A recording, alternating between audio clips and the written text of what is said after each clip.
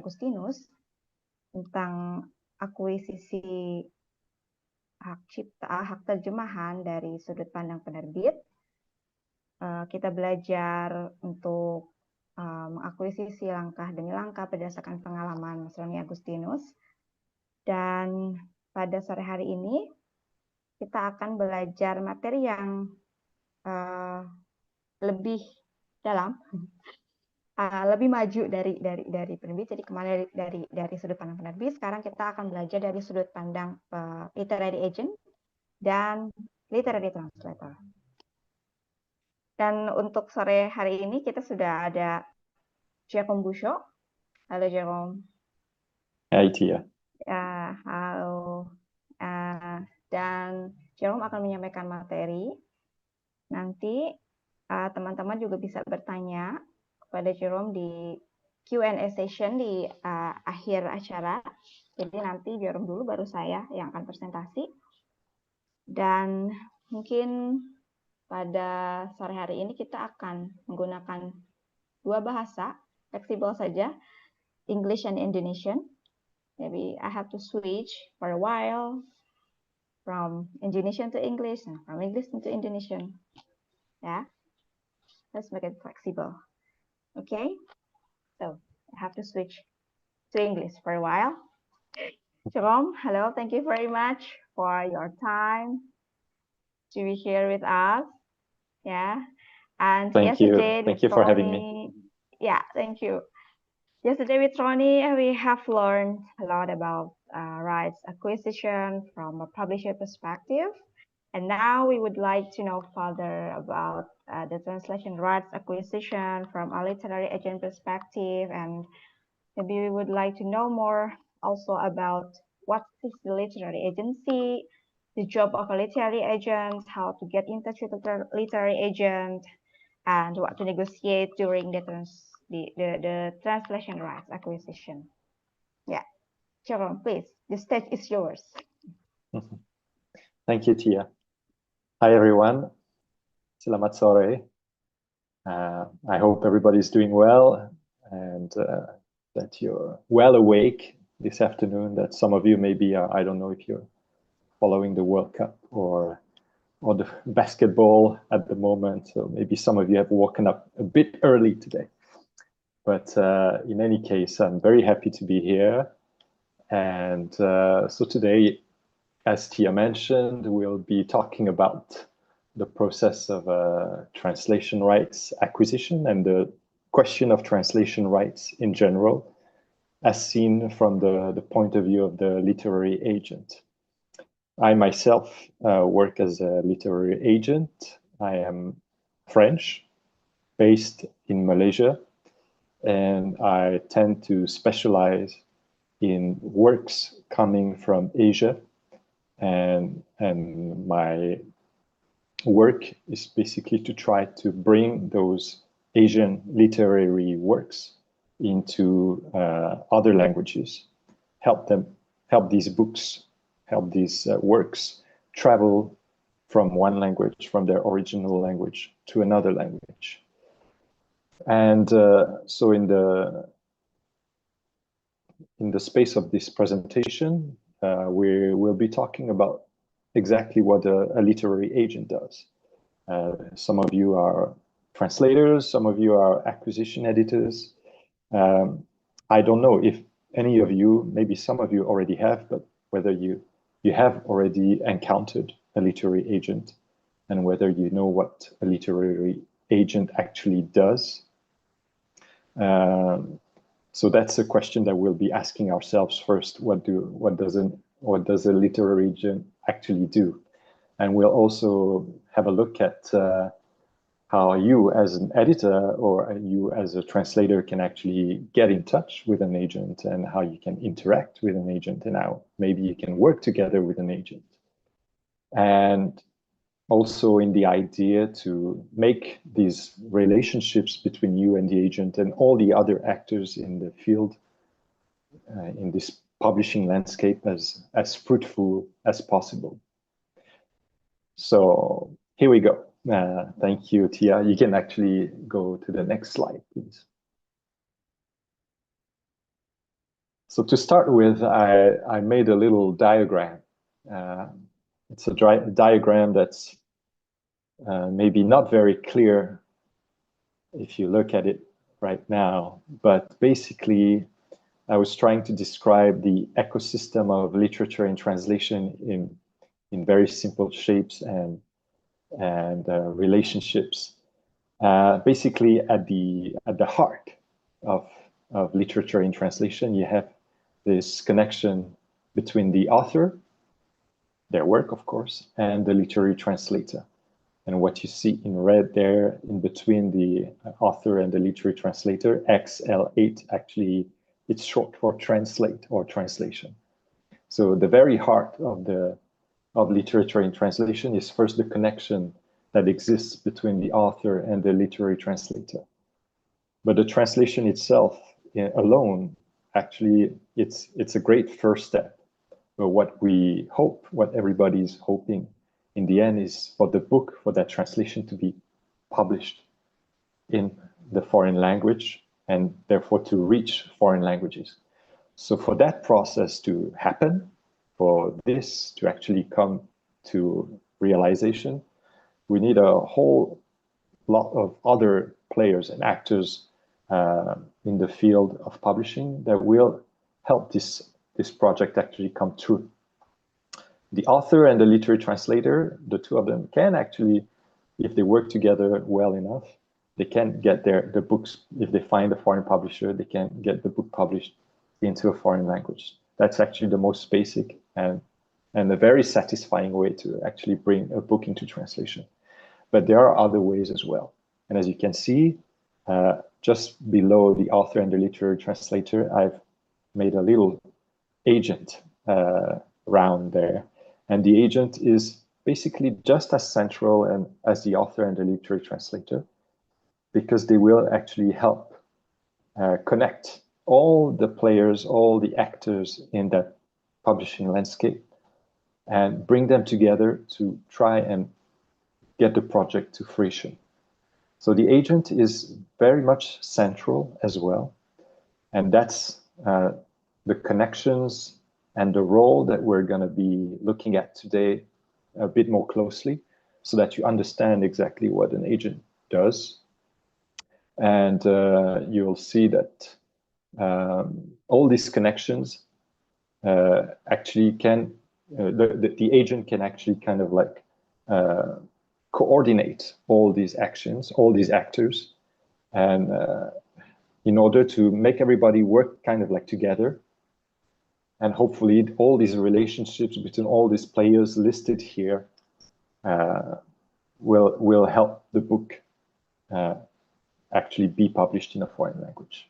So that's the diagram that I wanted to show you first, and we'll come back to it a bit later to understand a bit more clearly once we've gone through all the different stages. So to start with, what is a literary agent? So a literary agent does quite a few things. The key functions of the literary agent, and by literary agent, I mean an agent that represents an author directly. There are other kinds of agents. Some agents can represent publishers too. But in this case, in my case, I'll be talking first and foremost about agents that represent the author directly. So the main function of the author is to represent, of course, the work of the author and to try and secure some book deals. So try to help the author sign some contracts with foreign publishers, but also with local publishers sometimes, and in order for them to actually earn some income out of their art, out of their work. Before we get there, sometimes the author might need some editorial help with their manuscript. So that's something that the agent also does if he's or she is able to do such a thing. Then, of course, once the manuscript is ready, as the agent will be submitting the work to all the appropriate editors. So if it's, for example, an Indonesian author writing in Indonesian, then maybe that author won't need me, but because they will submit their own work to maybe to local publishers. But say in my case, if I work with a French author, then I'll start submitting the work of my French author to all the appropriate French editors that I think can actually relate to that work and maybe want to publish that work. So there's a long process of submission that's starting. And once the submission has actually worked, maybe an editor is very interested and they want to acquire the rights. Then we go into negotiation. So we'll receive an offer, we'll negotiate that offer, we'll then negotiate the contract, all the terms of the contract, in order to make sure that the terms are fair and favorable enough for the author. Then all these terms, we have to be very careful because there's a lot of rights actually involved in a contract. And some of them are called subsidiary rights. And these rights, we try as an agent to retain them and not to let the publisher handle them themselves. Because we, as agents, as if we have our job is to handle rights on behalf of the author. So basically, we will hope for translation rights, for example, to remain within our purview, to actually so that we can actually handle them on behalf of the author. So we won't let the original publisher handle those translation rights. We want to keep them for the author. Same for film, TV rights, etc. Basically, we want to handle all these rights on behalf of the author so as to actually be able to expand the author's reach, maybe better than what the publisher would do. And of course, another function of the agent is to guide and to counsel the author. So our relationship is ideally long-term, and we work together on actually strategizing the career of the author and making sure that the author goes from one contract to the next and feel like they're actually progressing in their career. And of course, a very important role that we play as agents also is to advocate and buffer the author, between the author and the often complex publishing landscape. So that's what a literary agent does. An example of a literary agency is the literary agency I work with. So it's called the Astier Pécher Literary Agency. We are a French agency founded in 2006 by the two people you see on the pictures here. On the left, Laure, and on the right is Pierre. And the two of them actually were publishers before they became agents. So for the longest time, actually for almost 20 years, they were publishers. They had their own publishing house and they published a lot of works in translation. So from foreign languages into French language. And when their publishing house eventually got bought over by another bigger, larger corporation, they decided to become agents. And they're actually among the pioneers in France as literary agents. There are it's a growing number of literary agents now in France, but back in 2006, there were very few of them. And just like maybe what the situation is right now in Indonesia, there are at the moment not that many literary agents, but for sure it's a job, it's a profession that will eventually expand, and there will be more and more literary agents, I think, working in Southeast Asia and in Indonesia especially. So we, as the Astier Pécher Literary Agency, we just focus mostly on literary fiction and literary nonfiction, and especially authors that work in languages other than French. We are very interested in working with foreign authors and try to help them get their works published in French, but also other languages. So that's why we need to work very closely with translators. That's something we'll talk about a bit later. So that's one example of a literary agency, but there are many other agencies around. You may have heard of the Wiley Agency, for example, in the US. They represent like all the big names in world literature, contemporary world literature. Today, you may have heard of, maybe closer to home, you may have heard of Greyhawk Agency. which is an agency based in Taiwan and representing mostly Taiwanese and Chinese authors. And they're quite big. They're expanding actually in Southeast Asia now. I think they have an office in Bangkok. So there are a lot of literary agencies around, but not all of them actually are interested in translation and translation rights. So we, at the agency I work with, so we are very much interested in translation.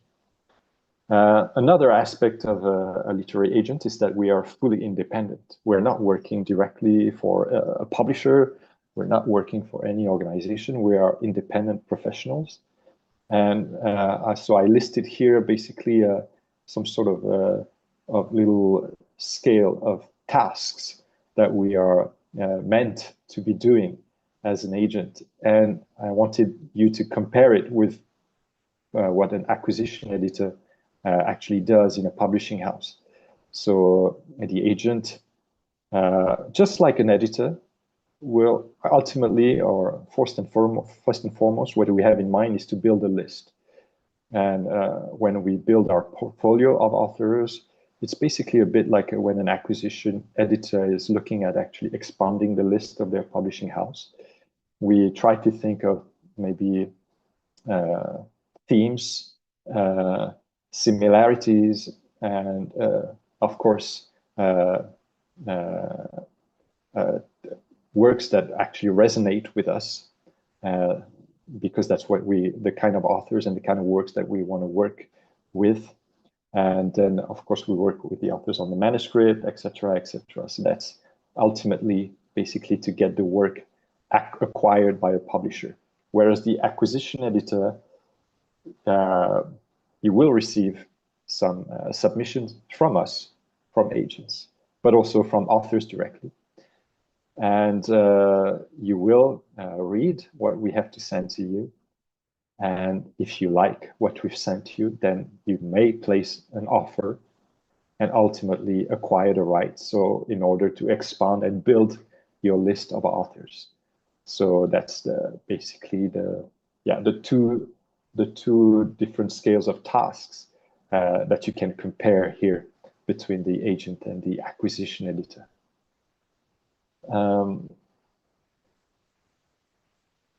So another aspect of our job is, of course, to deal with rights. I mentioned that a little bit earlier. We handle various kinds of rights, and the more we handle, actually, the happier we are. We like to handle translation rights on behalf of the authors, because then we can actually approach foreign publishers on their behalf. And we handle, of course, as much as we can also the domestic rights. So for French authors in particular, we handle the domestic rights so that we can sell those rights to a French publisher. We retain the foreign rights because we want to sell the right in as many languages as possible. But we also retain other, what we call sub-rights or subsidiary rights, such as digital rights, the ebook rights, the audio rights, all the adaptation rights, like the film, TV adaptation, but also play adaptation, but also radio play adaptation, but also gaming. And there are, depending on the work we're working with, there are all kinds of adaptations that can be possible. Even sometimes if it's like some sort of bestseller, you can actually adapt it even into a theme park. So that's the kind of rights that we want to retain and be able to handle on behalf of the authors. So one of the questions when it comes to foreign rights or translation rights is, depending on the language you're dealing with, there might be two dimensions to these foreign rights. One is language related kind of dimension, and the other dimension would be more territory related. This depends very much on the language you're dealing with. But on the contract, in general, always you must actually state and clearly specify these two aspects of rights. So the language related dimension of the rights and the territory related dimension. For example, the language rights refer to what the language will be published in. So, for example, if the translation happens from, say, Chinese to Indonesian, then the language right in itself will be Indonesian. The arrival language, or what you call it, the target language, will be Indonesian. But then you also have to mention the territory, which refers not anymore to the language, to the linguistic aspect, but to the geographical aspect. So where the book is going to be distributed and sold. So in this case, for example, Indonesia, if the book is translated from Chinese to Indonesian, well, you want everybody in the world who reads Indonesian to actually be able to access and buy that book. So basically the world will be, the rights will be expanded to the whole world. So in that case, that would be world Indonesian, you could say, or Indonesian for the whole world. But that combination can vary. I mean, there are other kinds of combinations that are possible depending on the language you're working with, depending on the territory you're working with. So, for example, here in the little table here, there was an example of a Chinese language rights in Southeast Asia only, or Spanish rights in Latin America only. And as we can see in the next slide, I wanted to give you also an example of what French rights can look like.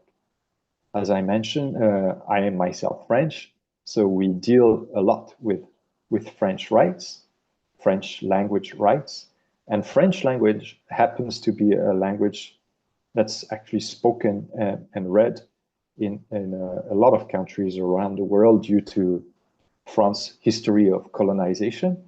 So as you can see, French is still spoken and read in western part of Africa, Central Africa, but also in Canada, but also in some parts of Eastern Africa there, Madagascar, Mauritius, but also in some parts of Southeast Asia when it comes to what used to be called Indochina.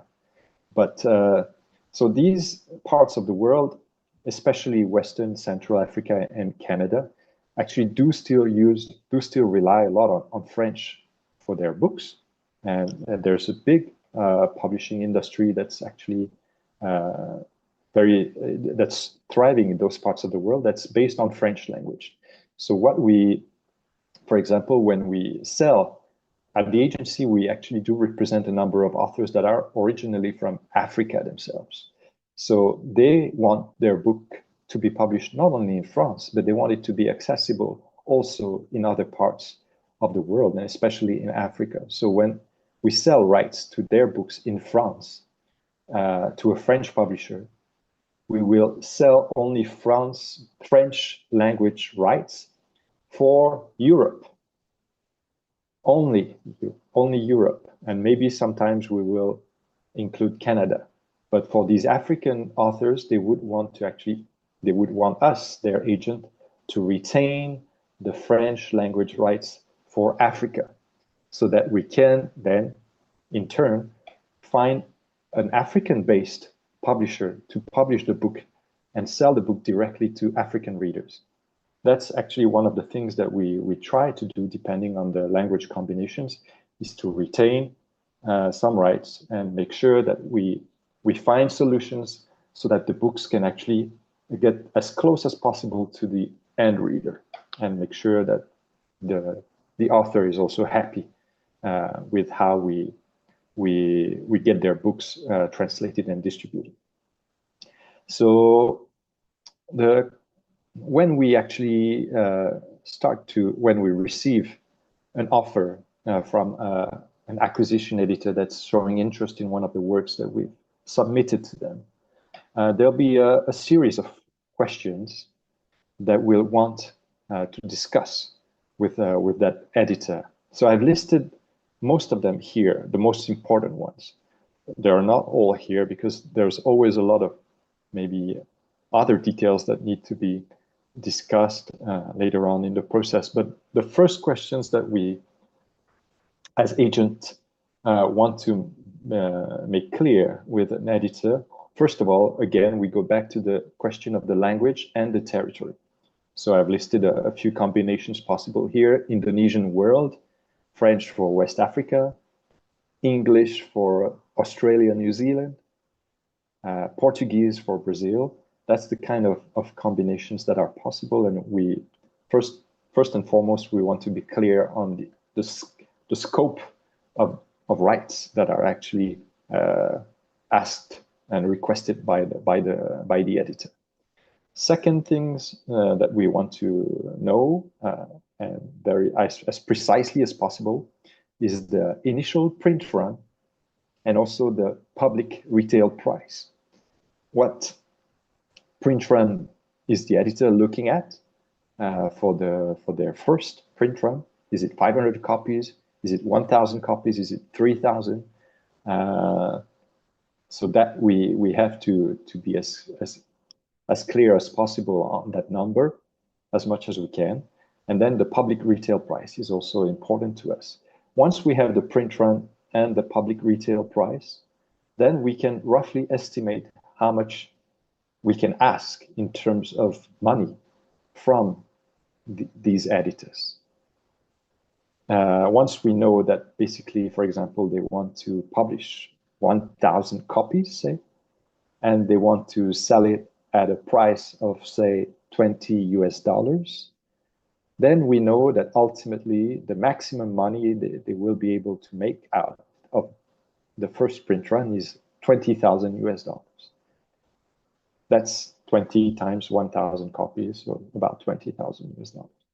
So from those $20,000, we'll be calculating on our side a share for the author that has to be for us. We, as agents, and at our agency in particular, we try to get as much as 8% royalties for the author.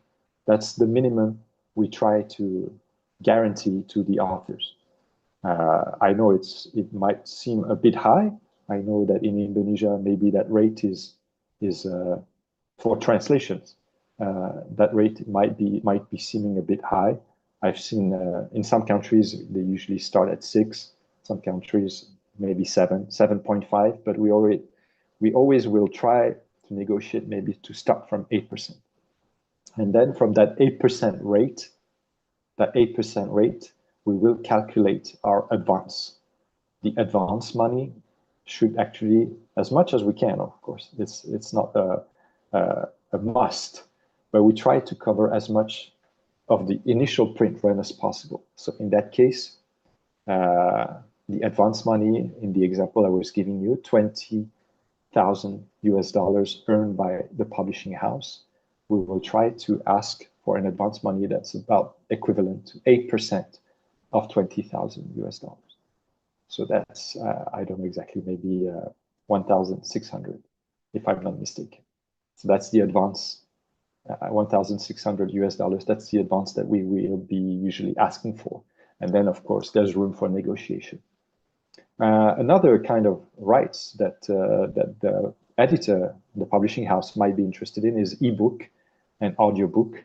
So in that case, we'll need to know whether they want it or not. And if they do want those rights, what kind of royalty rates they are able to offer. Another information that's very useful for us is the publication deadline. How many months are you looking at between the time you acquire the book to the time you actually publish it? How many months do you need for translation? How many months do you need before actually all these steps that you will need to leading to publication? All this will be very important for us because sometimes we would rather want it short, that publication deadline, or sometimes we don't mind if it's a bit longer. So a number of months, usually it's starting from about 12 months to 18 months, and we try to keep it at a maximum of 24 months. So 2 years between the signature and the actual publication of the book. Then the contract term, meaning basically the duration of the contracts. How many years are you looking at actually holding these rights? You're acquiring the rights for how long? Is it 5 years? Is it 7 years? Is it 10 years? Is it 15 years? This all need to be made clear at the moment when you're actually sending an offer to us, agent. And there will be other considerations as well. Like, for example, we might ask you who you are looking at in terms of translator, because we, on our side, we may have some recommendations as well. So we want to know who you're looking at as the translator. And if we don't know that person, then we may be asking you for maybe their CV, maybe some references, etc., so that we know exactly what other books they've translated before. Other considerations might also include the kind of promotion plan that you will be implementing in order to promote and push the book to readers. And then there's all these questions of other sub-rights that I mentioned previously. Sub-rights like film, TV rights. Maybe you would want the work to be adapted into a play, etc., etc. So all these sub-rights also have to be specified in the contract. So once we've actually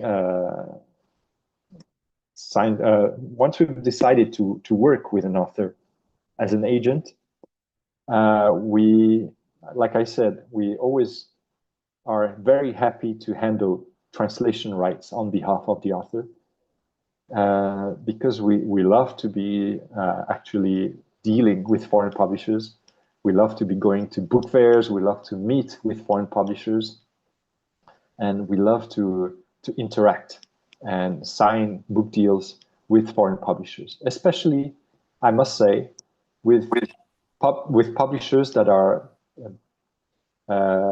not necessarily based in all these big countries that you see on the map there.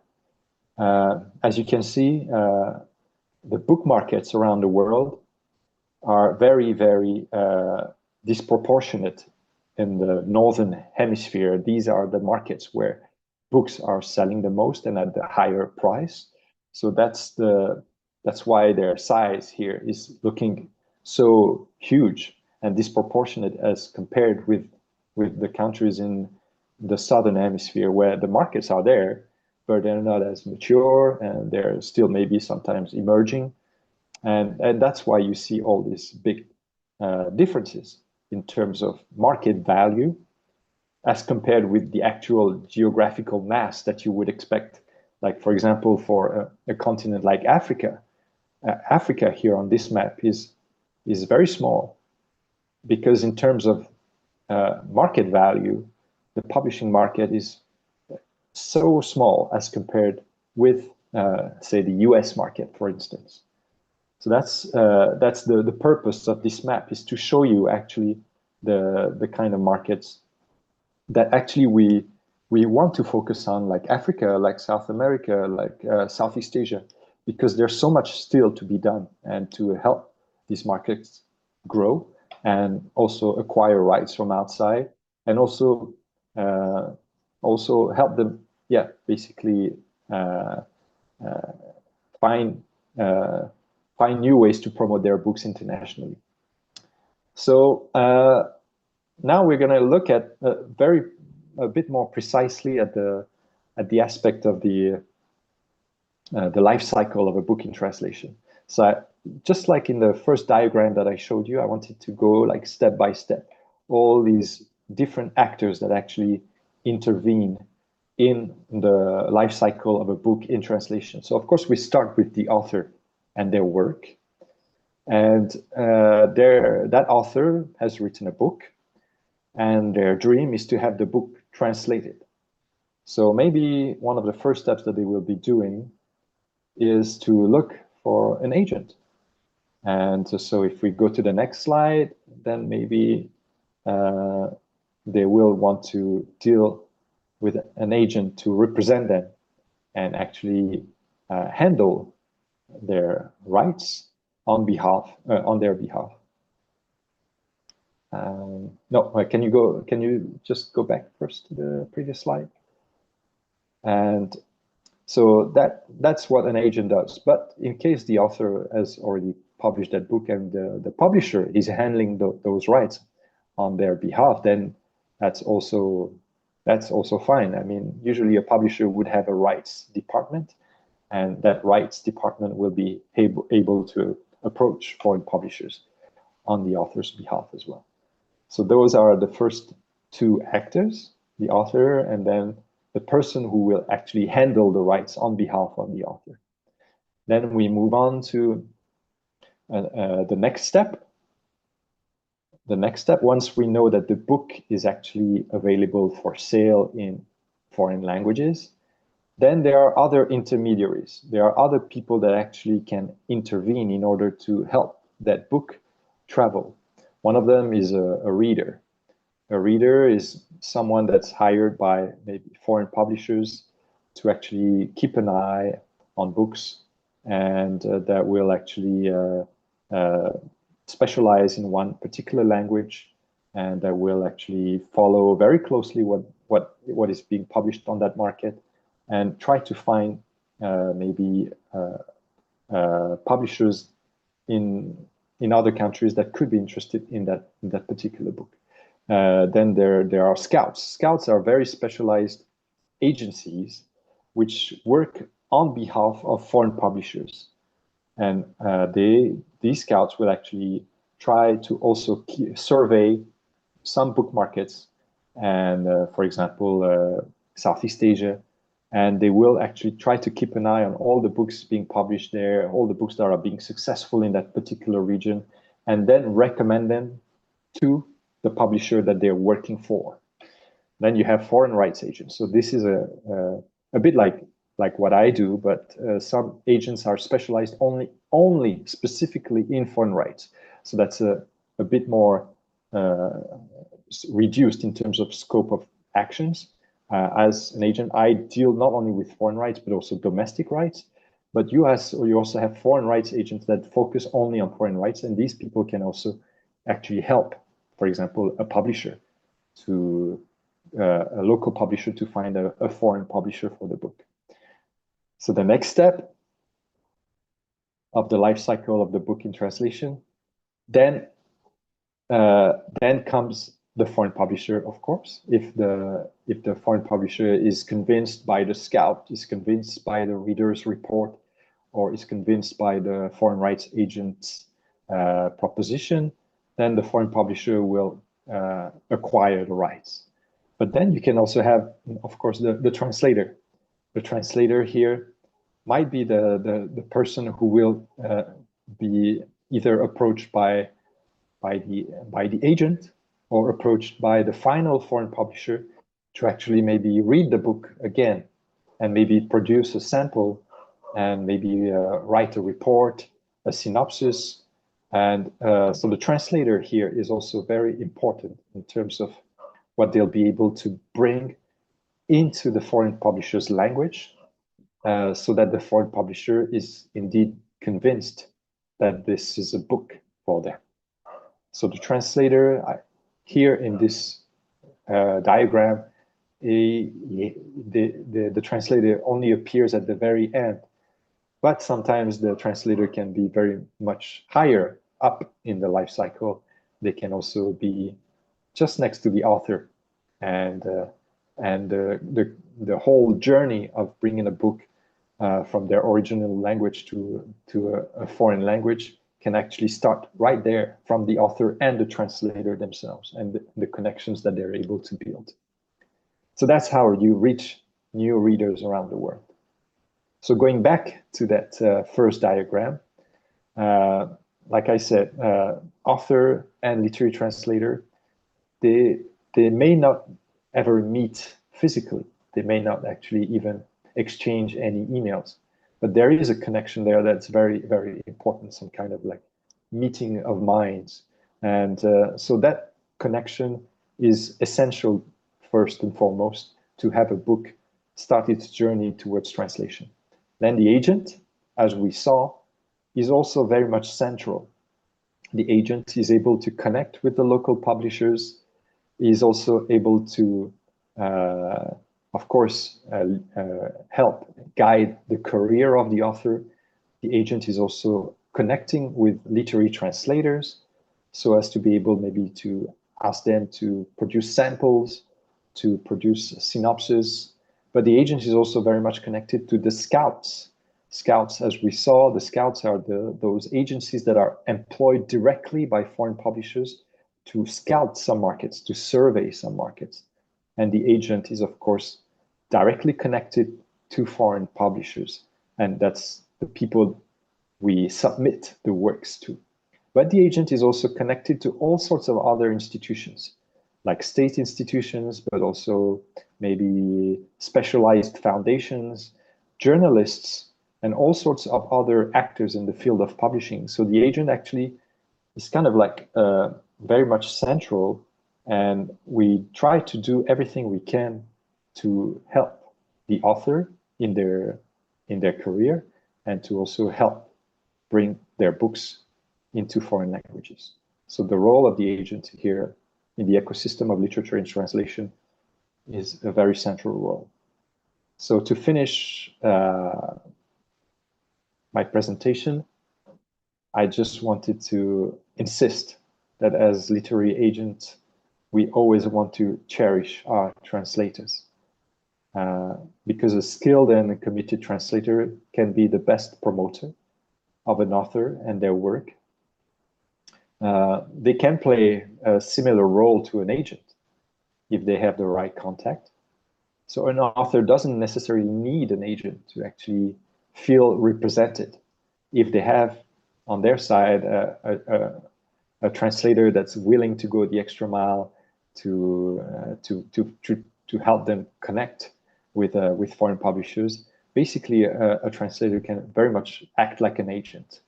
Of course, they won't be involved with the final process of contract, but that's still a very important role that they can play. Of course, the agent have the deep knowledge of both languages, so and both cultures and the publishing world. So that's why they're very important people to rely on. And once we have a contract signed, then the author is very happy. The translator will be very happy, and of course the agent will be very happy. So it's a very rewarding experience for a small group of people, but it's something that I especially appreciate whenever we're able to bring all these people together and collaborate successfully on a project.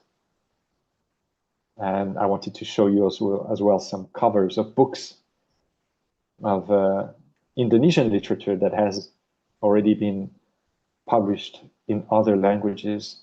So you might recognize a few of them, and some names, of course, like Lakshmi's Pamunjak, Leila Story.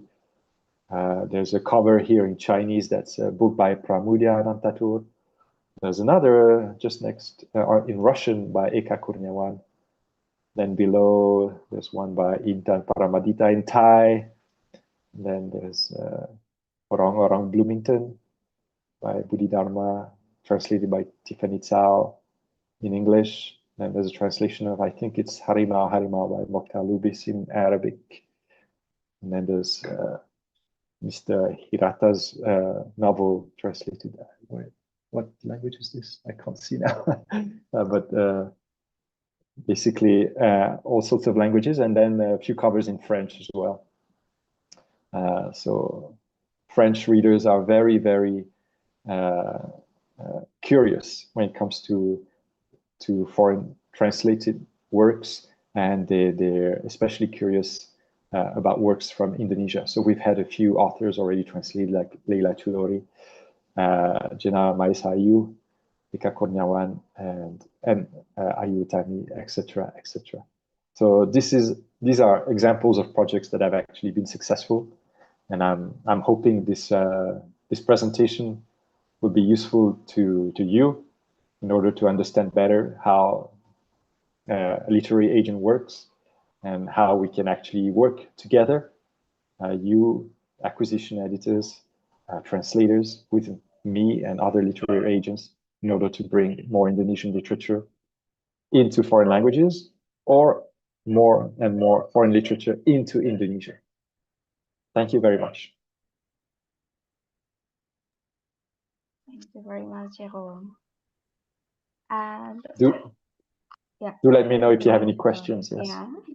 Yeah.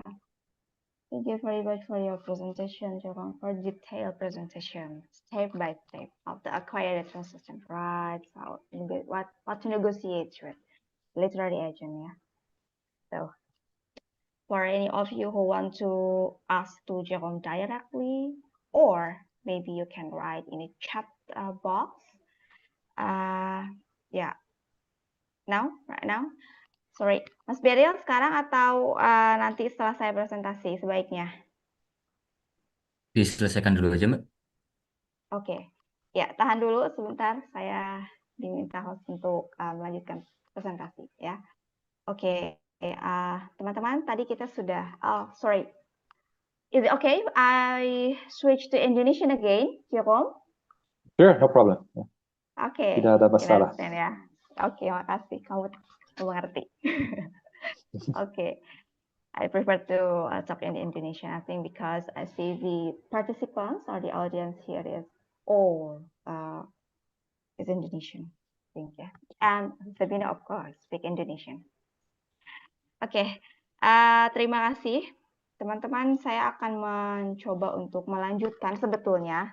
Tadi Jérôme sudah menjelaskan dari sisi literary agency dan seperti yang sudah Jérôme sampaikan bahwa literary translator adalah the very end step and acquiring the rights to do the project to translate a literary work. Oke. Dan mungkin saya akan menampilkan slide juga sedikit, tidak terlalu banyak.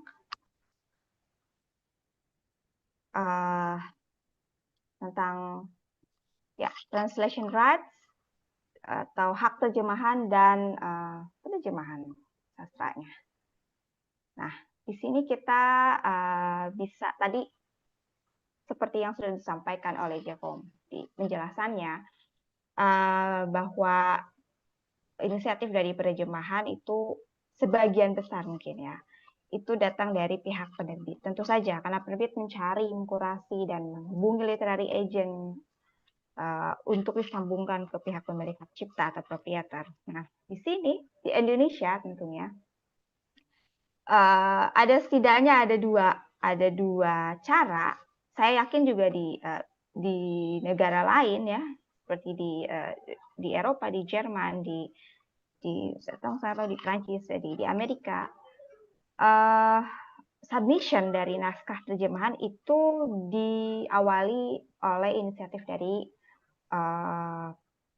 penerjemah gitu ya. Yang pertama tentu dari publisher ya, dia memang tugasnya menerbitkan, dia mencari, dia hunting, dia mencari naskah yang sesuai dengan keinginan mereka untuk diterbitkan sesuai selera mereka tentu saja. Tetapi juga ada naskah yang disubmit ke penerbit untuk kemudian akuisisi rights atau hak terjemahannya gitu. Dan saya kemarin sebetulnya sudah beberapa kali membaca di formulir pendaftaran misalnya gitu ya. Banyak teman-teman penerjemah yang menuliskan alasan ingin ikuti webinar ini adalah ingin membantu penerbit dia sebagai scout. Dan itu sangat bagus sebetulnya ya. Mengakuisisi karya rights dari terjemahan yang sudah atau akan diterjemahkan. Tetapi kembali lagi bahwa acquiring the translation rights atau mengakuisisi terjemahan itu selalu dilakukan secara resmi oleh penerbit gitu ya. Nah, kemudian kita akan masuk ke setelah tadi saya akan mencoba untuk menjelaskan kenapa penerjemah sastra ini harus diberitahu atau harus mendapat informasi yang baik atas akuisisi dari karya terjemahan yang mereka sudah terjemahkan.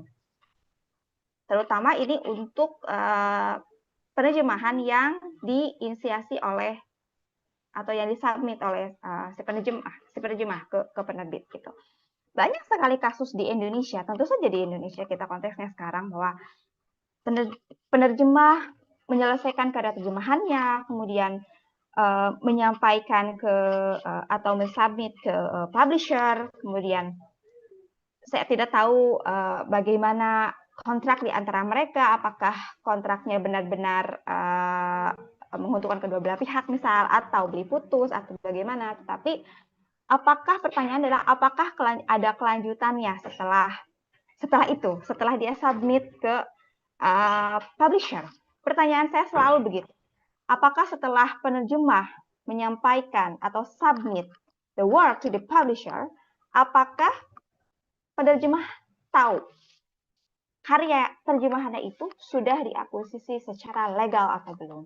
Itu poinnya, ya. Nah, kenapa ini penting? Pertama, fair compensation. Tentu saja itu akan menjadi cara untuk securing kontrak dengan publisher gitu. Bagaimana penerjemah nanti akan memperoleh perlindungan melalui kontrak. Kan kalau sudah punya perlindungan dalam kontrak, penerjemah akan punya hak. Berbagai macam hak yang bisa dinegosiasikan di dalam klausul-klausul di dalam kontrak. Oke? Dan kontrak sebagai salah satu syarat misalnya itu kalau kita sudah punya kontrak dengan publisher, maka ketika kita ingin mengajukan translation funding misalnya, kalau ada, banyak negara yang menyediakan translation funding atau residensi untuk penerjemah gitu. Harus ada kontrak, tentu saja, dan itu wajib. Di luar itu, it's infringement, itu pelanggaran, ya. Saya selalu tekankan teman-teman penerjemah untuk tahu apakah karya itu sudah diakuisisi secara legal atau belum. Karena ini demi kebaikan dari penerjemah itu sendiri, gitu ya. Kemudian kredit dan credibility tentu saja, ya, a good translation portfolio is started by good and legal procedure. Kalau misalnya kita sudah punya list karya apa yang sudah kita terjemahkan, kita juga bisa dengan bangga gitu ya menuliskan portofolio kita. Katakanlah misalnya teman-teman penerjemah yang di sini atau misalnya teman-teman yang sedang streaming di sana menerjemahkan satu karya yang yang terkenal gitu ya. Nah, teman-teman mungkin bisa menjadikan itu sebagai portofolio dan itu bisa menambah kredit. Ya. Kemudian moral rights tentu saja, karena penerjemah adalah creator, pencipta dari karya terjemahan tersebut, ya. Tentu saja tanpa terjemahan tidak akan ada, ya. Dan ini poinnya untuk securing translation copyright. Ini sesuatu yang mungkin saya kurang tahu, tapi di US, di negara-negara lain mungkin sesuatu yang is very normal, but in Indonesia I don't know, I'm not sure, ya. Karena translation copyright ini masih banyak yang dipegang oleh publisher, gitu. Nah, ini contohnya. Kenapa saya ambil contoh ini? Karena ini salah satu contoh karya terjemahan dari penerjemah, yaitu saya. Karya terjemahan yang kontraknya sudah habis, gitu. Tidak diperpanjang lagi dengan proprietor atau pemilik hak cipta. Ini penting. Ketika kontrak itu sudah habis, akan timbul pertanyaan, karya terjemahan ini milik siapa? Karena sudah tidak dijual. Kenapa tidak dijual? Karena perjanjian dengan proprietor sudah habis. Maka timbul pertanyaan, kalau itu sudah tidak dijual, karya terjemahannya punya siapa? Apakah punya penerjemah, ya, ataukah punya si publisher atau penerbit, ya? So kita lihat di sini, ini proprietornya ada Karl-Heinz Verlag, ya, Jerman, terjemahan dari bahasa Jerman. Kemudian hak cipta terjemahannya ada di tangan saya. Oke. Ini karya sudah terminated. Ya, sudah sudah tidak kami perpanjang lagi. Gitu. Jadi kalau sudah ada perjanjian sebelumnya dengan publisher, tentu tidak dengan saya sendiri, karena kalau di MOI Pustaka yang mengurus untuk kontrak kerjasama dengan penerjemah adalah partner kerja saya, Kak Kurniawan. Kalau kontrak dengan penulis itu saya. Jadi kontrak saya dengan MOI, dalam hal ini dengan Eka Kurniawan, dengan direktur, itu masih terjalin, meskipun kontrak dengan Hanser Verlag sudah berakhir. Tapi terjemahan ini masih ada di saya, dan saya masih bisa menegosiasikan naskah saya masih bisa securing naskah saya, dan ini adalah milik saya. Gitu. Oke, nah next. Kenapa penting? Pertama, tentu saja seperti yang tadi sudah sempat Jérôme mention juga, ya sangat penting peran dari literary translator, ya. Dan hasil karya atau hasil terjemahannya, a translation is considered as derivative work. Derivatif, ya, derivatif ciptaan atau sebuah karya turunan, gitu ya, yang memuat transformasi, modifikasi, kemudian adaptasi yang sifatnya substansial, gitu ya, yang menjadikannya karya independen, berdiri sendiri, menjadi sebuah karya yang baru, dan namun tetap memerlukan izin hak cipta dari pemilik atau original proprietor, ya, pemegang hak cipta yang original, yaitu penulis, gitu. Nah, ini bisa menjadi protection for literary translator, perlindungan untuk penerjemah sastra itu sendiri. Ketika misal ada tiba-tiba ada yang menerjemahkan karya yang sama, atau misalnya tiba-tiba penerbit yang melakukan kerjasama dengan penerjemah tersebut melakukan infringement, ya, melakukan pelanggaran tertentu dalam klausul yang sudah disebutkan atau yang sudah ditandatangani oleh kedua belah pihak, gitu ya. Nah, ini bisa menjadi perlindungan. Dan di Indonesia ini, dan mungkin dimanapun, anywhere in the world, it depends on the agreement between the publisher and literary translator. Sangat tergantung pada perjanjian di antara kedua belah pihak, yaitu publisher atau penerbit dan penerjemah. Gitu. Ada yang dipegang oleh penerjemah, ada juga yang dipegang oleh penerbit. Saya tidak bisa memberi jawaban kenapa, kalau ada yang bertanya apa yang membuat penerbit ingin memegang hak cipta terjemahan. Saya tidak tahu. Mungkin nanti Jérôme bisa memberi insight, atau siapa, gitu ya, teman-teman di sini yang publisher. Tapi kalau saya,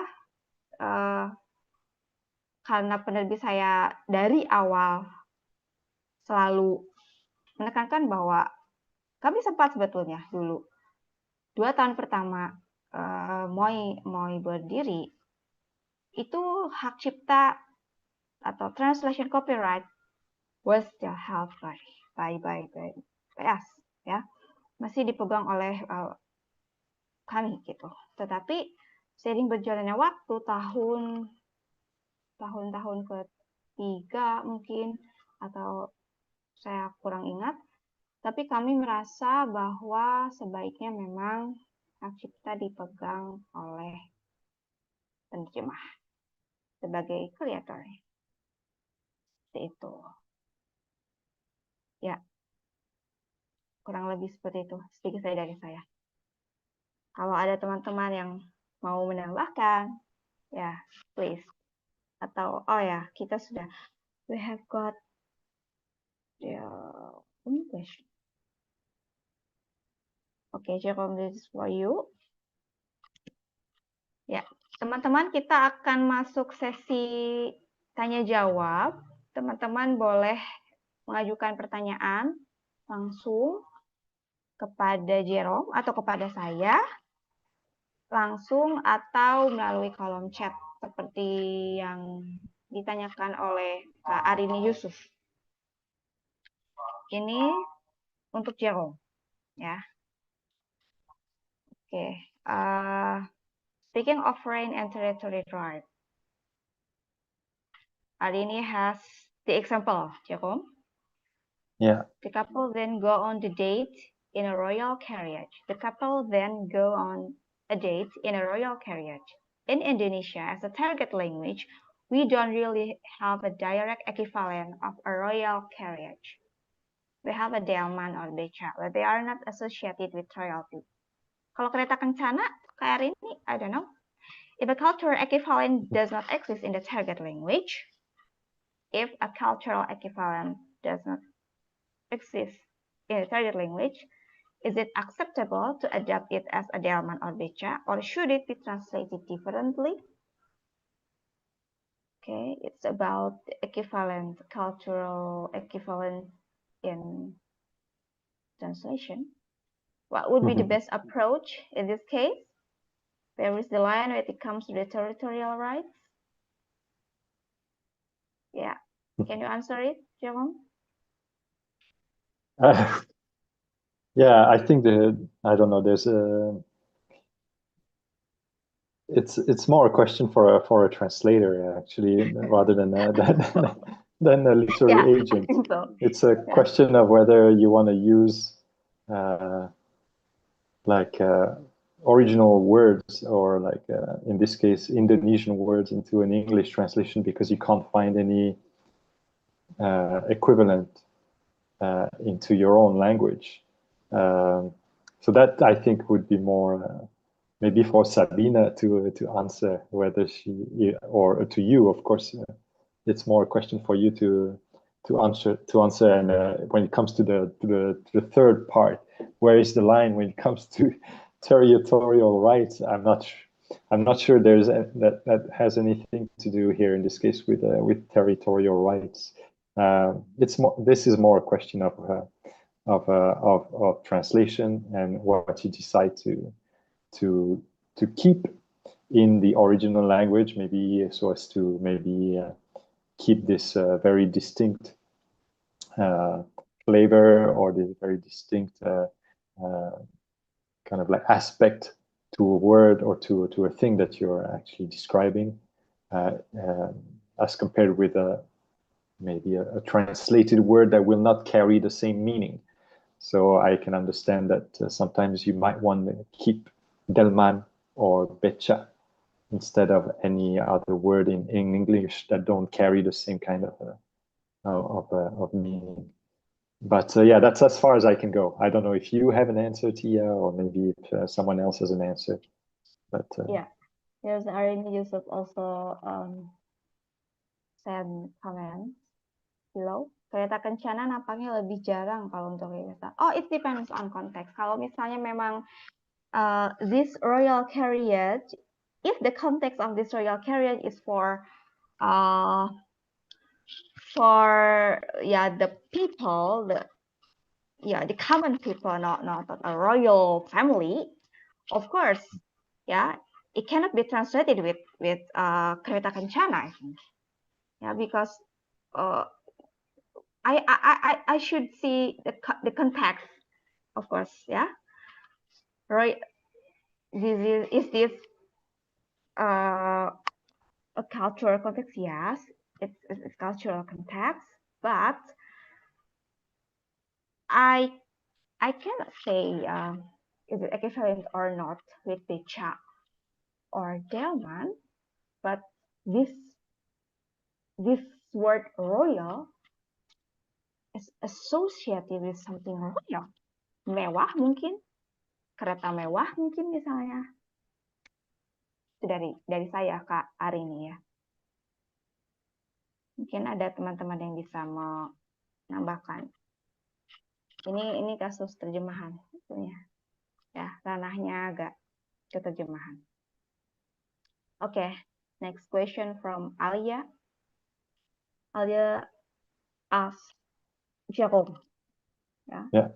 Hi, I want to know about literary agents' stance on self-publishing author. Okay. how is your sense on self-publishing author, either in general or perhaps based on your own personal opinion?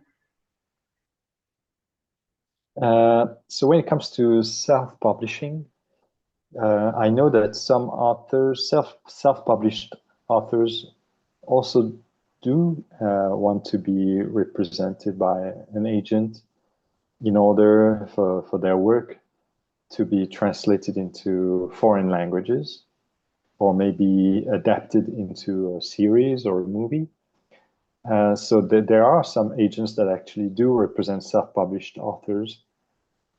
And some of them are very, very successful self-published authors. I mean, I know some of them, I mean, from the US, especially self-published authors who've made a name for themselves on Amazon, etc., and then got translated into a lot of languages, got with their books adapted into motion pictures, etc. So it is possible for an agent to represent a self-published author. I myself have never done it, and I don't think this is something I would want to do personally. This is not because I look down on self-published authors. It's just that self-published authors tend to focus on genre fiction and maybe especially more commercial kind of fiction. And this is not what I personally deal with as an agent. I deal more with literary fiction and nonfiction. And I do not know how to deal with works that are very commercial and that have maybe so it's a really a different ball game for me, because then all the contexts, all the publishers that I would need to approach are different. They're not the context that I normally have. So that would mean I would have to actually again look for and search for all these other editors that would maybe be interested in publishing such a work. So if you were a self-published author, maybe you are, and you are looking for an agent, then I would recommend that you know exactly what kind of work what kind of category your work falls into. Is it commercial fiction, genre fiction like romance, like crime thriller, or if it's maybe more to literary fiction?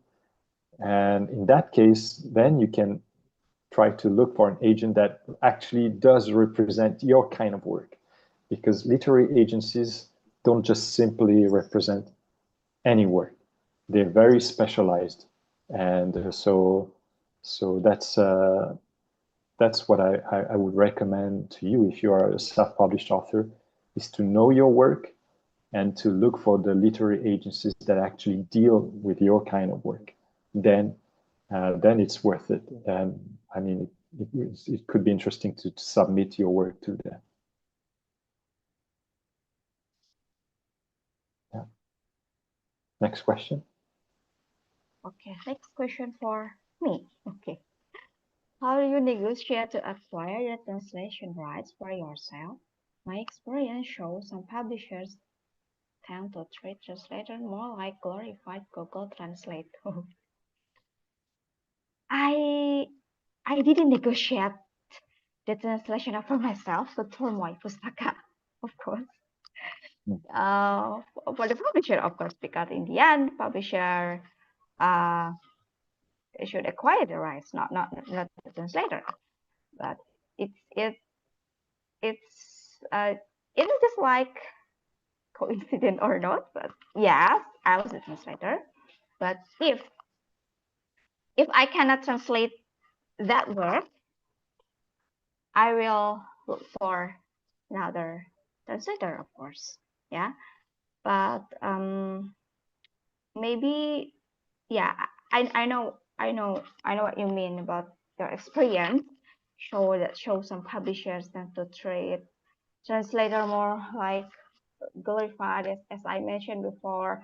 So the translators submit all the work to the publisher, and the publishers publish and print it and as much as they want, and I don't know, with the contract and so on. And yes, this is a problem, and perhaps it will be better. Yeah, actually I have no comment with that kind of practice, but this kind of publishers, of course, yeah, they should change their mind to do that. Okay. Yeah, Okay. if I may, Yeah. I just want to for example, to talk of the example of translators in France. It is true that there is a tendency now for translators to be treated more and more like glorified Google Translate, as Alia says. But in France, the profession of a literary translator is a more and more regulated profession. And translators in France have actually gathered together to start some sort of a union, a trade union, whereby they actually can discuss together what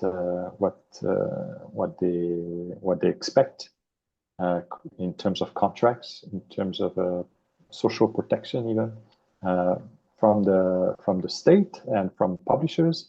So they discuss all sorts of issues together, and then they come up with propositions, and they act as a real lobby in order to defend their own interests. So this is something that has taken years in France to actually be achieved. But now the voice of literary translators is actually weighs more in the publishing industry than what it used to be. And that's why now in France, for a lot of publishers, but not all publishers, but you will see the name of the translator appear on the front cover of a book, basically as a co-creator, like you mentioned in your presentation. You will also have some minimum rates fixed in the industry per page. Like, for example, when you translate a book from any language in France, I think by right, if the publisher was to ask for funding, for translation funding, then they would have to pay a minimum of 21 euros per page to the translator. And that's a rate that was actually negotiated between translators, publishers, etc., all the people involved in the industry. So that rate, I think even now, is higher than 21. I think, if I'm not mistaken, may have gone up to 23. So this is the kind of thing that maybe can be achieved if you were maybe in Indonesia to maybe try to bring all translators together to fight for themselves. That's not an easy thing to do, of course. And like you said, when there's Google Translate and all these AI tools around, it makes it an even harder thing to do. But it might be a good way to go and to explore for Indonesian translators. Yeah, that's a big problem for us in Indonesia, because we still don't have an association for literary translators. Yeah. Mm-hmm. Yeah, unfortunately, and I hope one day. Yes, hopefully one day. Yes. Hopefully one day. Okay. And yeah, we have another question from Katarina Maida. Hi, I noticed that both Tiya and Jérôme give example of works translated from their original language, but in Indonesia, I see that there is a lot of works that are not translated from their original language. They are usually translated from English into Indonesian. But I are told on that issue from a legal perspective and as literary agent, who discuss issue or impact relationship with the author or the agent representing the author. Jérôme, please, from your perspective, what? Yes, this is a very important issue indeed. In some countries, in some territories, we do sometimes get the request by the local publisher not to translate the work from the original language, but from the English, for example. That's because in some countries and some territories, maybe the publishers would say to us that they cannot find any translator who is able to translate maybe from the French, from the Indonesian, or from whatever language that is being basically a bit difficult for them. So if that really depends on the situation. If indeed we are unable to find a translator in that particular country who can translate, say, from Indonesia into, I don't know, let's say from Indonesian into Serbian. I don't know. I know there are, I'm sure there are translators Indonesian who translate from Indonesian to Serbian, but maybe they're not. So in that case, we will discuss the issue with the author. And if the author gives their green light to a translation from the English, then that's what we'll do. But in as much as we can, we try to have the work translated from the original language as much as we can. And it has happened before that we are unable to sell the rights because the publisher also wants to translate from the original language. They love the book, they want to translate it, but they are unable to locate a translator. And so that means we're unable to do anything. And it's only maybe after a few months or maybe even after a few years that finally we find someone who's able to translate the book from the original language. And then we are able to proceed and sign a contract. So it really depends on the situation. But if indeed there's no translator available, and if the author is okay with it, we always ask for the author's permission, of course, then we will translate through a third language, maybe English, most likely English. So that's how we go about it as agents. Yeah. Thank you, What do you think, Tiya? And from my point of view, as publisher, of course, translator. Yeah. Sorry, sorry.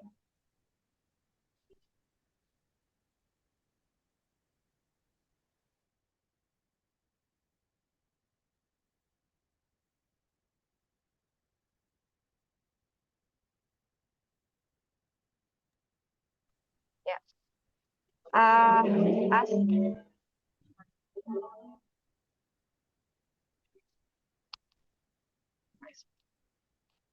As a publisher, maybe I can put my own perspective that I would rather to publish any other book, than to publish the book that we can't find the literary translator, of course. But you know, maybe some of you have known or not that one of the reasons of the existence of my pustaka was it in Indonesia. The amount of the books that were translated from English as a second language, delayed translation, is very unbelievable. But it was.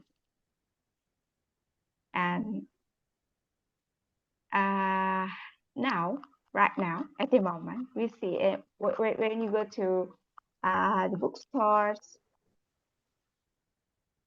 now you see that there are so many books that translated from the original language, and we are so happy with it. Yeah. Mhm. And from my pustaka, maybe for me and from my pustaka's point of view, for us, we are so radical on this, so it's almost impossible for us to publish the book that's not translated from second language. We have to translate from the original language. And why? Because of course it's related to the translation copyright and to the protection of the right of a literary translator and so on and so on. And we need to think about also the contract with the literary translator, and we have to motivate the emerging literary translators out there, because if we always stuck with English again, I don't know how it could be in the future with this literary translation, the good, legal, and faithful literary translation. Yeah, that's Katarina.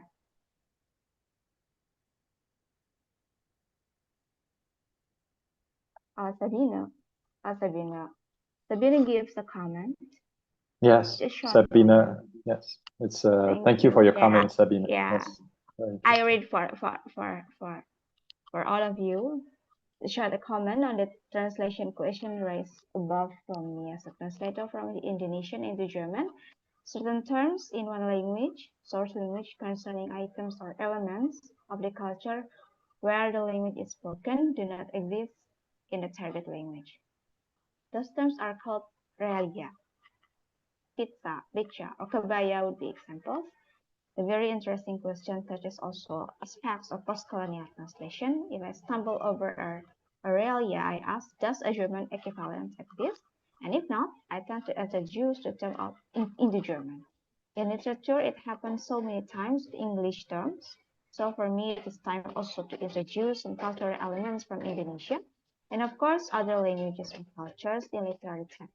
But of course, we do not want to make the text sound attractive or full with not yet known terms. Thank you, Sabina. And from Daryl, KUMMI, Radio Buku. Of course, you can ask. I want to know about the current stage of literary agencies in Indonesia compared to France or another Southeast Asia countries. I think both Jérôme and I can answer this. As you stated that Indonesia didn't have traditional agency model. Jérôme, you say that?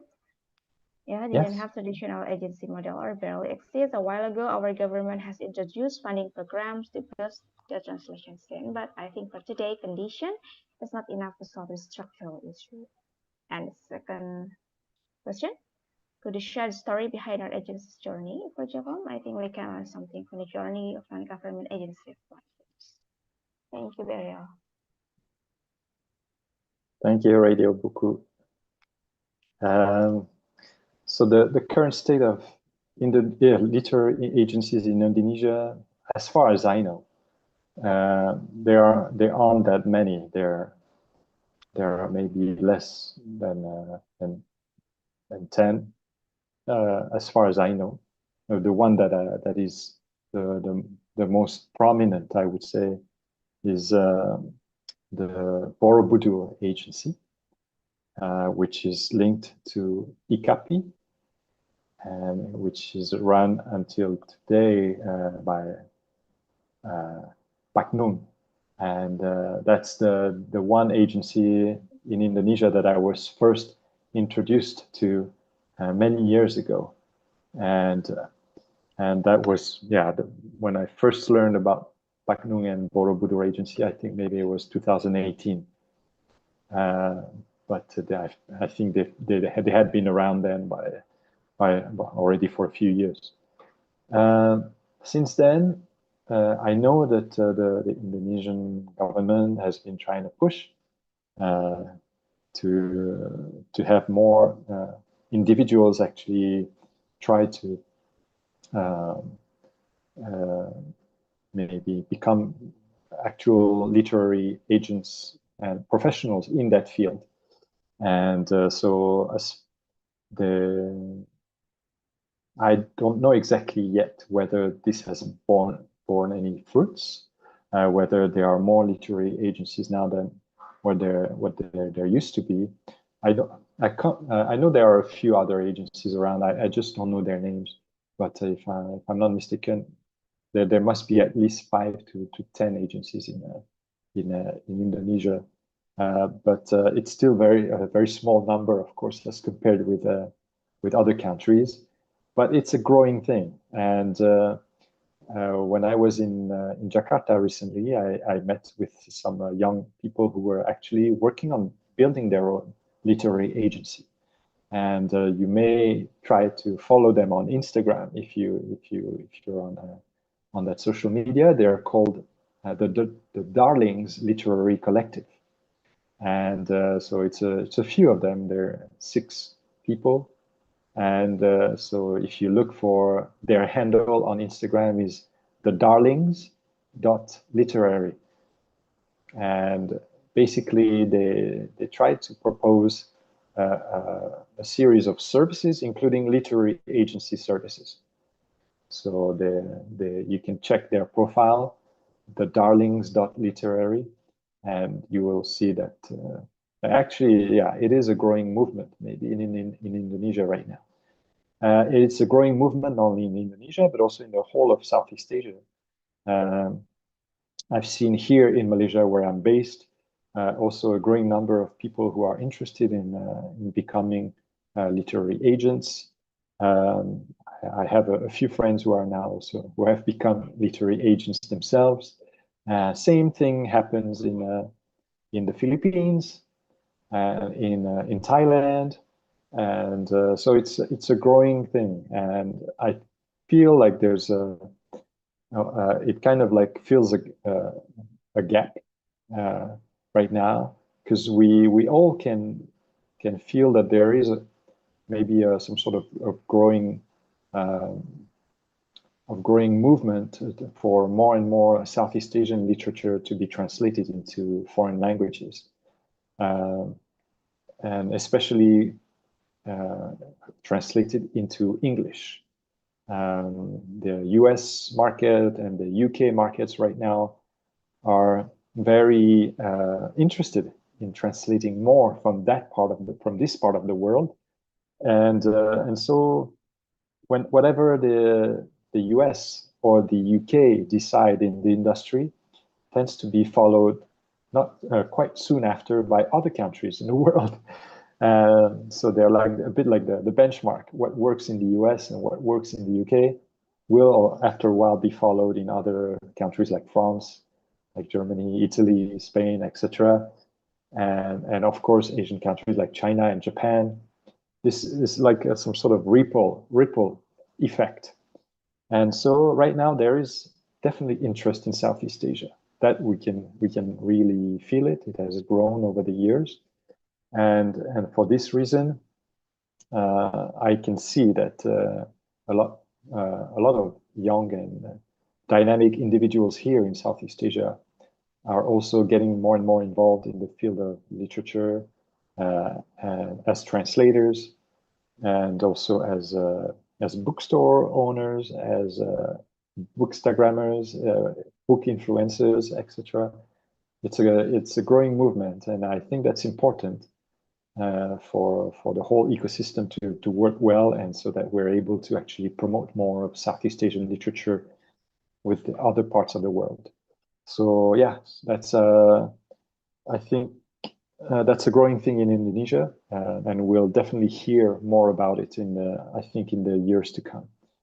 When it comes to our government has introduced funding programs. Yeah, that's right. it's not enough to solve the structural issue. That's right. This kind of funding programs funded by the government, they need to be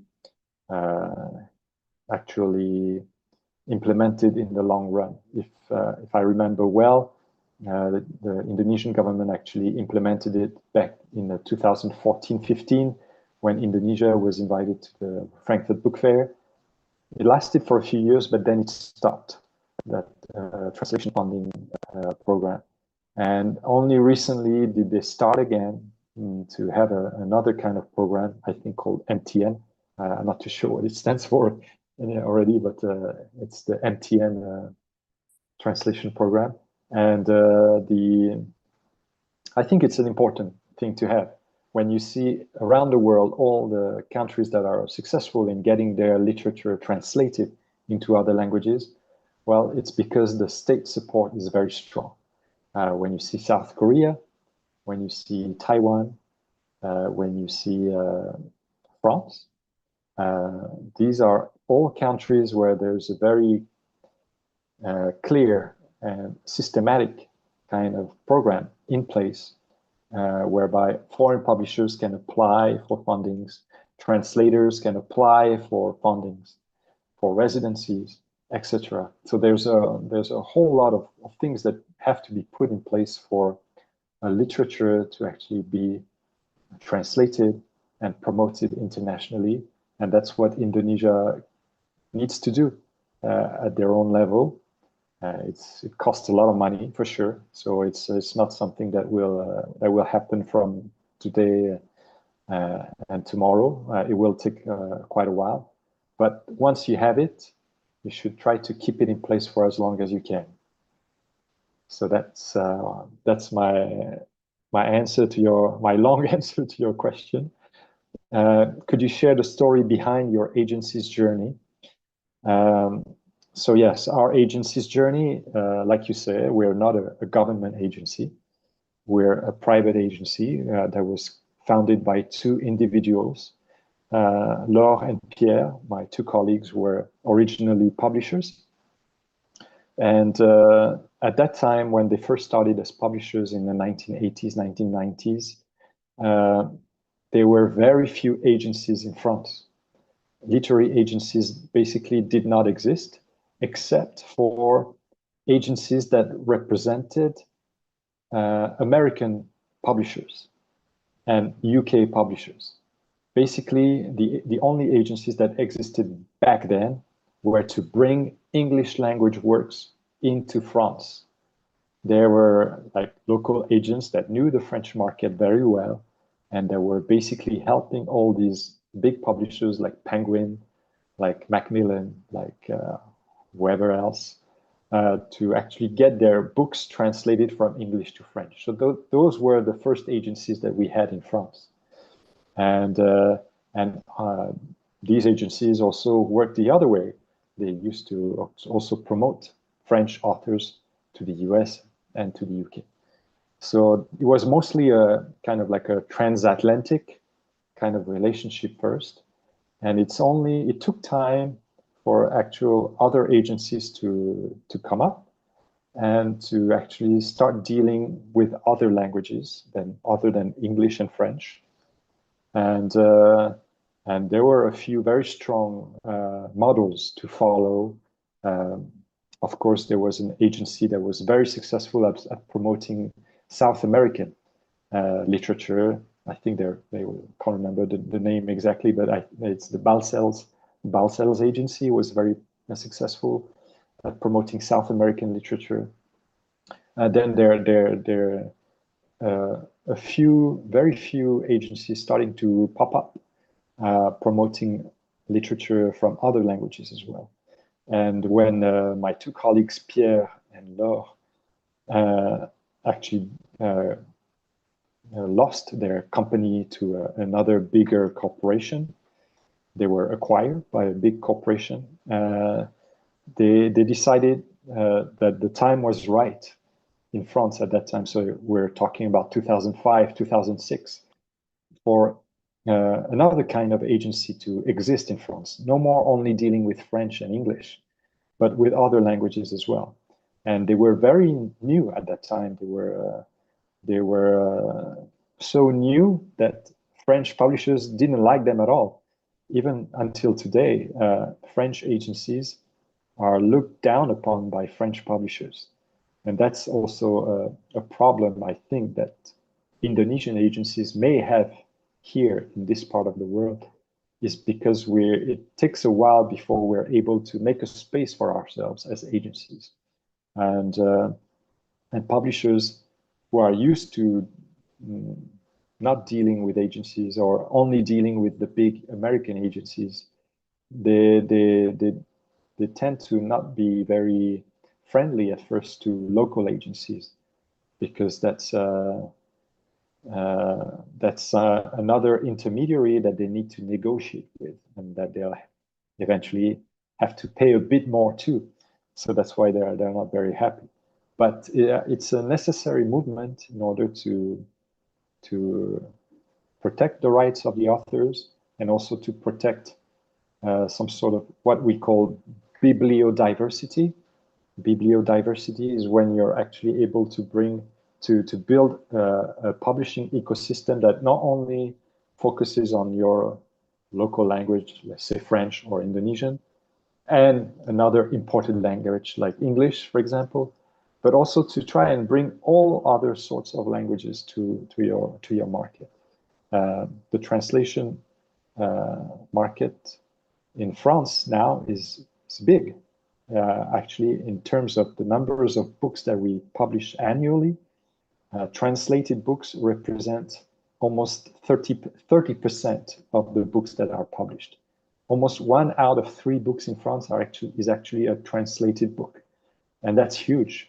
But that's because there was an actual industry that was built in a way that was conducive to having more books translated, thanks to agencies, thanks to also state support and translation funding, and all this and legal evolutions also in the French publishing landscape. All these actually allowed for a more dynamic translation market to grow in France. And literary agencies now play a major role, not only in trying to bring more translation into French language, but also in exporting French literature to foreign countries.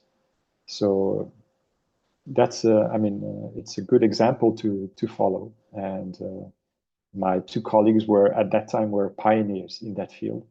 And I joined them only 10 years later in 2015, 16. And so I've been working now with the agency for about 10 years myself. And I can see that, yeah, it's very, very important for us as an agency to actually deal with foreign partners with no discrimination. We don't only care about English language and all these big publishing houses, but we care for all publishers around the world, and we want to work with as many publishers around the world as possible.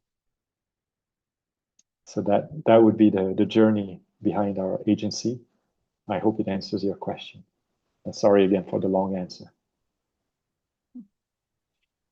Thank you. Thank you, Jérôme. Still have from. Oh, thank you for the detailed answer. It's very long road for us. Yes, yes, of course. And from Katarina. Okay. Yeah, you have faith that publishers are able to find translators who can translate from the original language if they try hard enough. Yeah. Another question I would like to ask is about distribution of rights. Could you explain that rights have expiry date? Yeah, it has termination date, we call it, and sometimes a publisher may not choose to renew them, and another publisher may acquire them. But I noticed a few publishers still selling translated works when their rights have expired and has been acquired by another publisher. Oh, strange. Do agents notice this, and what sort of action would need to be taken for this issue? Yeah, Jérôme, as No, maybe you literary answer item. first. Oh yeah. You answer first, maybe. Yeah. From my point of view, maybe I don't know outside there. Again, in Indonesia, maybe. Yeah, I know there are still many that kind of publishers, but we never know how is the contract between those publishers and the literary agents or the proprietor. Maybe Ronnie Agustinus yesterday has mentioned about it depends also on the acquiring system, whether it was acquired with flat fee, maybe, yeah, and or with royalty base. If it is a flat fee system, of course, we publisher, we do not have the rights anymore to sell, to print, to sell, to gain some economic benefit. So it's of course an infringement if we sell the books without any notice to the literary agent or to the proprietor, of course, and it's forbidden. Yeah, and for royalty-based system, of course, the communication between the publishers and the literary agents and the proprietor still always still continue, and I think, yeah, again, this is something that I think it's we call it as infringement to the contract, and it's a big problem for Indonesian publishers, I think, Katarina. Yeah. And how about you, Jérôme? What do you think? Yeah, it happens not only in Indonesia, but it happens in even more mature markets like France or Germany, and it's something that we need to pay attention to as agents. It's something we try to keep track of, and it's not always easy, but we do follow up, of course, once a contract is expired, and then if the rights have not yet been acquired by another publisher, then there's a certain leeway given to the previous publisher so that they can maybe try to sell a few more copies, finish their stock. But once the rights have been acquired by another publisher, then of course everything has to be done so that the previous publisher stops from selling the translated book. And so what we do usually is that we get in touch with them and we try to tell them, for example, if they still have all the information about the book on their website, we tell them to bring it down, and we make sure that the book is removed from all the main book selling platforms, and we basically try to follow up very closely with them on this issue, even to the point of if there's no movement, if there's nothing being actually taken down from the website, then we will be more threatening. So we might threaten of legal action in order to actually make sure that the rights of the author are actually respected. So that's the kind of things that we do as agents. Sometimes we have to, show a bit of muscle to make sure that the rights of the authors are properly enforced, and of course the rights of the new publisher, the one that just acquired the rights, and are also respected as well contractually. So that's it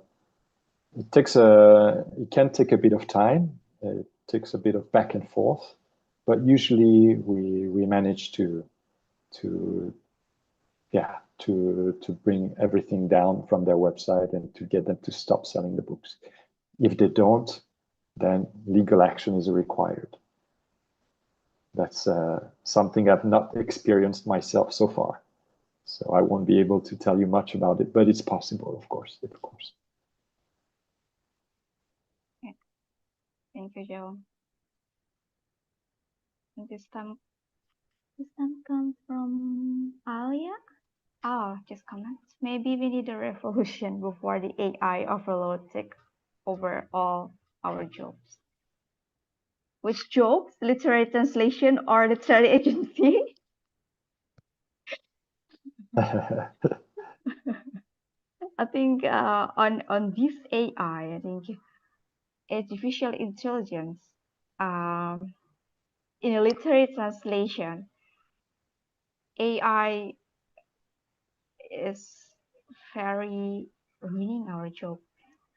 Ruining, yeah, because yeah, we know that. I'm sure, Jérôme, you are a literary translator, and a literary translator is some of us here are maybe also literary translators, and I think we do believe that artificial intelligence machine cannot replace the human emotion when it comes to the topic of literary translation, yeah. But I don't know about literary agency. What do you think, Jérôme? Is it a tool? Well, yes, it's becoming a tool for us, for sure. It's something that we use on a daily basis for our contracts, for example. If we want to make sure that maybe a clause that we want to insert in our contract is acceptable, or I mean, there's a lot of our contracts over the past 2-3 years have changed quite drastically. We've had to insert new clauses against AI translation. We've had to insert a lot of clauses pertaining to AI, and it's an ongoing thing. I'm very sure that give it another 6 months and we'll have to change our contracts again to adapt to the situation, and it will not stop. And so that's the difficult thing of AI, is that we don't know where it's going to go and where it's going to stop, and I don't see AI replacing literary agencies anytime soon, because there's always a need for human interactions in the publishing industry, and it's very important for editors to meet with agents, with authors. It's still a very human kind of industry. And I don't think anybody in the industry wants that to change. But AI is there for sure in the background, and we have to find ways to cope with it, and to make sure that it doesn't invade everything too quickly and too fast. It's just when it comes to translators, when it comes to illustrators, when it comes to proofreaders, editors, there's a lot of jobs that could actually be at risk due to AI. And it's up to us to actually set limits in order to keep an industry that we feel is healthy and sane, and an industry that we want to work in. So maybe, like Alia says, maybe we need a revolution. I don't know if it's a revolution, but it's for sure we need to set some limits, and it's gonna be difficult. It's gonna take a lot of personal and collective involvement, and we'll see how it goes. We'll see.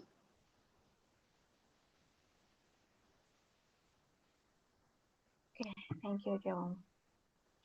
for your answer. Anybody else who want to ask? We still have time. 5 minutes. May I ask you, Jérôme? Sure. Yes. I can ask you anytime, but yes. So the people here can hear, and it's about with AI in literary translation. And lately, I found a case. A translator used AI in the translation, and in the contract, there is no statement about it, both from the literary agency and the proprietor, and it turns out that the translation was generated by AI. So it's a problem, of course, for a publisher, for a good publisher. So what's your take? What do you think about it? Do the literary agencies have such of an agreement with the proprietor? For example, the proprietor say that, oh, it's forbidden to use AI, so the literary agency should let the publisher know, or the literary translator know about this about this problem, about this artificial intelligence. Well, yes, in our contracts, the contracts are for both sides, both the author, the proprietor, and the acquisition publisher, the acquiring publisher. And the whatever is in the contract works for both, and we very clearly state in the contracts that translation through AI is not permitted.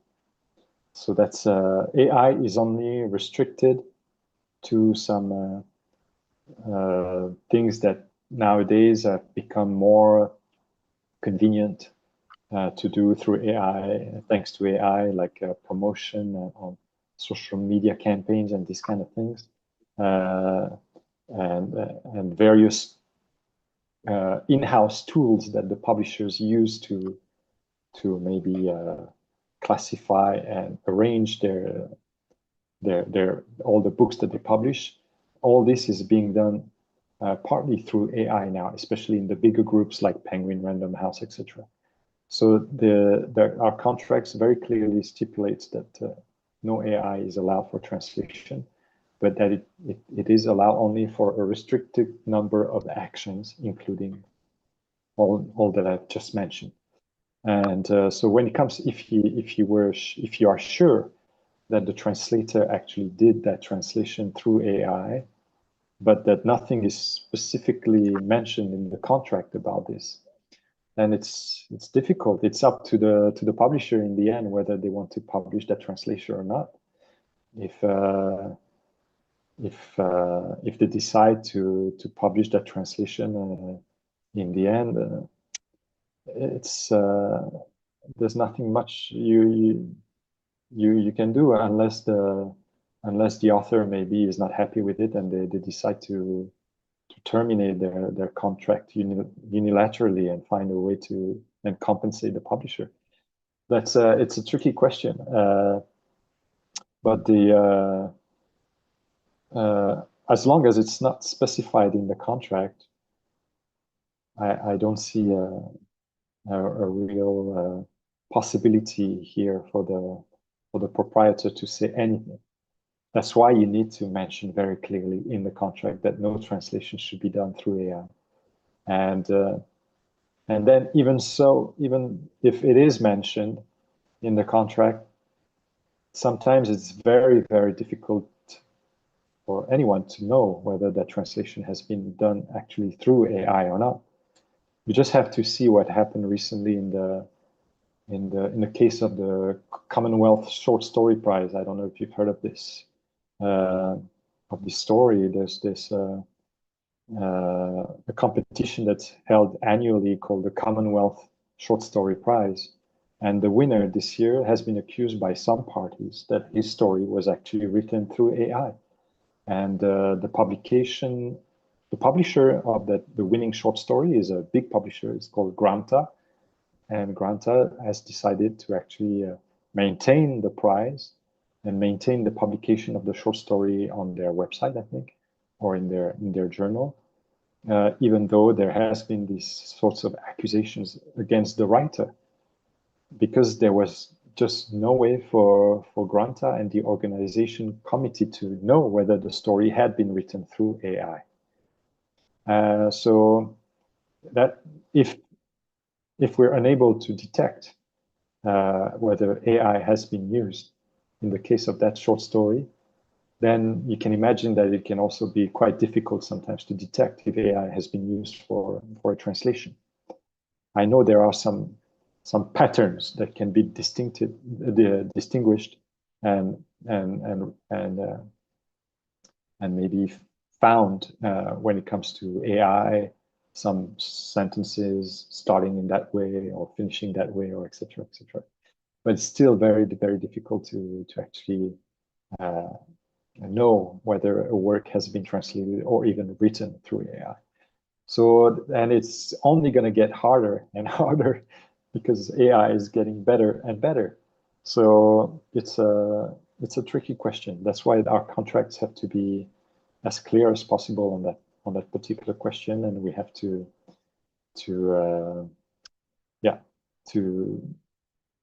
keep a close eye on all these issues.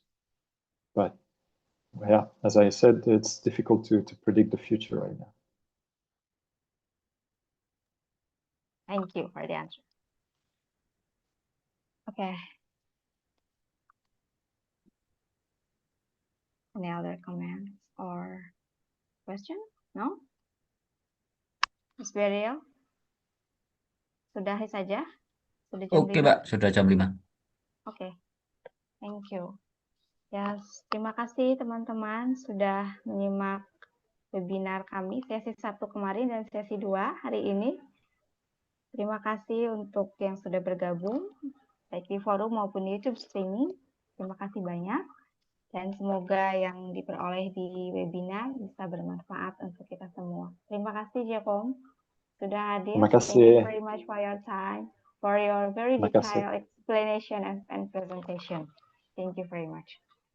Thank you for your time. Thank you. Thank you. Ya, sampai sini ya, teman-teman. Terima kasih untuk kehadirannya. Sampai jumpa di lain waktu. Bye. Bye-bye. Terima kasih. Bye.